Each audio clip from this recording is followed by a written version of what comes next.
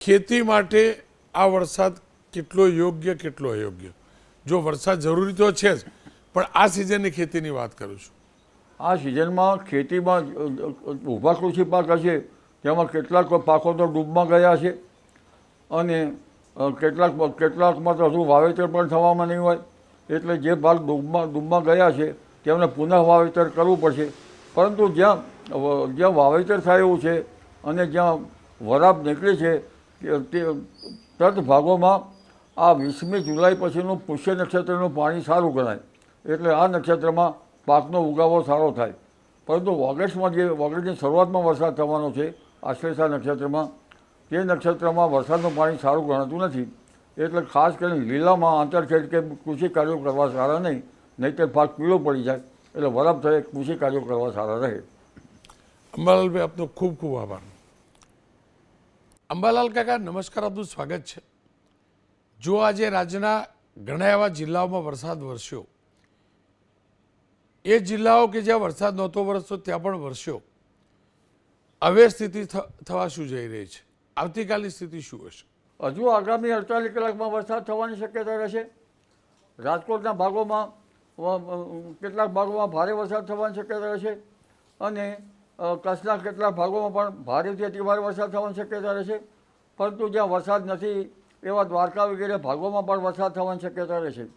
જામનગરના ભાગોમાં પણ હળવા ભારે વરસાદ ઝાપટા પડવાની શક્યતા રહેશે. પોરબંદરના ભાગોમાં પણ વરસાદ થવાની શક્યતા રહેશે. ભાવનગરના બોટાદના ભાગોમાં કંઈક ભારે વરસાદ થવાની શક્યતા રહેશે. દક્ષિણ ગુજરાતના ભાગોમાં ક્યાંક ભારે વરસાદ થવાની શક્યતા રહેશે. અને ઉલ્લેખનીય છે કે આગામી 48 કલાકમાં તો ઉત્તર ગુજરાતના ભાગોમાં પણ ભારેથી અતિભારે વરસાદ થવાની શક્યતા રહેશે.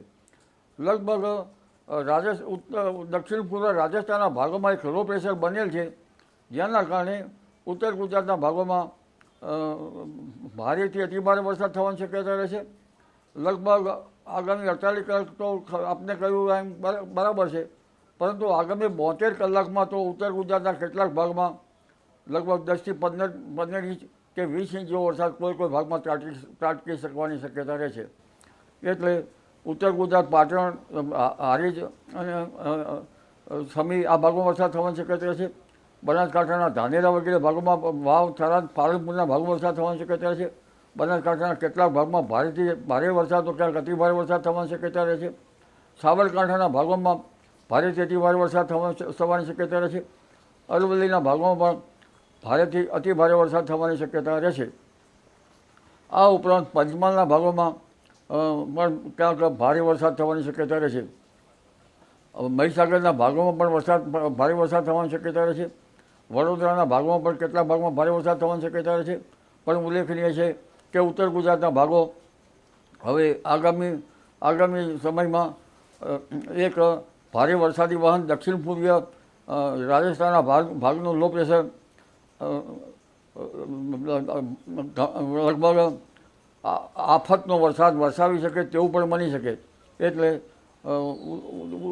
ઉત્તર ગુજરાતના ભાગોમાં ભારે વરસાદથી નદીઓમાં પૂરની સ્થિતિ રહે અને ખેતરોમાં જળ ભરાવાની સ્થિતિ રહે, તળાવો ભરી જવાની શક્યતા રહે. એટલે આગામી 48 કલાક તો ઉત્તર ગુજરાત માટે ભારે છે અને ત્યાર પછીના 72 કલાક પણ ઉત્તર ગુજરાત માટે વધુ ભારે છે. જી રમણકભાઈ. અંબાલાલભાઈ, જો અમદાવાદ 3 દિવસ પહેલાં એમ કહેતા હતા ક્યારે વરસાદ પડશે, ક્યારે વરસાદ પડશે, પણ વરસાદ પડ્યો એટલે જબરજસ્ત પડ્યો. હવે અમદાવાદને આ રાઉન્ડ પૂરતી વરસાદમાંથી મુક્તિ છે કે નહીં? ના, હળવા ભારે ઝાપટા પડવાની શક્યતા રહેશે. હજુ પણ અમદાવાદમાં અને ગાંધીનગરમાં પણ 25 તારીખ સુધીમાં હજુ પણ ઝાપટા પડવાની શક્યતા રહેશે અને ક્યારેક વધુ વરસાદી ઝાપટા પણ પડી શકવાની શક્યતા રહેશે. તો દક્ષિણ ગુજરાતનું શું થશે અંબાલાલ કાકા? જો દક્ષિણ ગુજરાતમાં તો સિઝનનો મોટા ભાગનો વરસાદ વરસી ચૂક્યો છે. વલસાડ હોય, નવસારી હોય, સુરત હોય કે તાપી કે ડાંગ હોય, દક્ષિણ ગુજરાતમાં હવે વરસાદનું પ્રમાણ ઘટી જશે. આજે બહુ ઝાઝો વરસાદ નથી પડ્યો એટલે પૂછું છું. દક્ષિણ ગુજરાતના ભાગોમાં કેટલાક ભાગમાં ભારે વરસાદ પડવાની શક્યતા રહેશે, પરંતુ ધીરે ધીરે વરસાદનું પ્રમાણ ઘટશે. પરંતુ તારીખ એક બીજી બંગાળ ઉપસાગરમાં એક સિસ્ટમ બની રહી છે, જેના લીધે આ માસના અંતમાં અને ઓગસ્ટની શરૂઆતમાં પુનઃ દક્ષિણ ગુજરાતમાં ભારેથી અતિભારે વરસાદની શક્યતા રહે અને આ અરસામાં ગુજરાતના ભાગોમાં પણ વરસાદ થવાની શક્યતા રહે.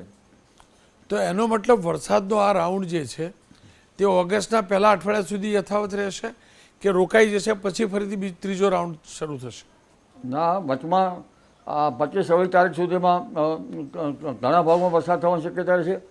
થોડોક વરસાદ રોકાઈ જશે અને ફરી આ માસના અંતમાં લગભગ 28-29 જુલાઈથી ઓગસ્ટની શરૂઆત સુધીમાં પુનઃ ગુજરાતના ભાગોમાં વરસાદ થવાની શક્યતા રહેશે. પણ ખાસ કરીને જે પશ્ચિમ ઘાટમાં છે તેમાં વધારે વરસાદ થવાની શક્યતા રહેશે, એટલે દક્ષિણ ગુજરાતના ભાગોમાં પુનઃ ભારે વરસાદ થઈ શકે અને ગુજરાતના ભાગોમાં પણ વરસાદ થવાની શક્યતા રહેશે. ખેતી માટે આ વરસાદ કેટલો યોગ્ય કેટલો અયોગ્ય? જો વરસાદ જરૂરી તો છે જ, પણ આ સિઝનની ખેતીની વાત કરું છું. આ સિઝનમાં ખેતીમાં ઊભા કૃષિ પાક હશે તેમાં કેટલાક પાકો તો ડૂબમાં ગયા છે અને કેટલાકમાં તો હજુ વાવેતર પણ થવામાં નહીં હોય, એટલે જે ભાગ ડૂબમાં ગયા છે તેમને પુનઃ વાવેતર કરવું પડશે. પરંતુ જ્યાં વાવેતર થાય એવું છે અને જ્યાં વરાપ નીકળે છે તે ભાગોમાં આ 20મી જુલાઈ પછીનું પુષ્ય નક્ષત્રનું પાણી સારું ગણાય, એટલે આ નક્ષત્રમાં પાકનો ઉગાવો સારો થાય. પરંતુ ઓગસ્ટની શરૂઆતમાં વરસાદ થવાનો છે આશ્લેષા નક્ષત્રમાં, તે નક્ષત્રમાં વરસાદનું પાણી સારું ગણાતું નથી, એટલે ખાસ કરીને લીલામાં આંતરખેડ કે કૃષિ કાર્યો કરવા સારા નહીં, નહીંતર પાક પીળો પડી જાય, એટલે વરાપ થયે કૃષિ કાર્યો કરવા સારા રહે. અંબાલાલભાઈ, આપનો ખૂબ ખૂબ આભાર.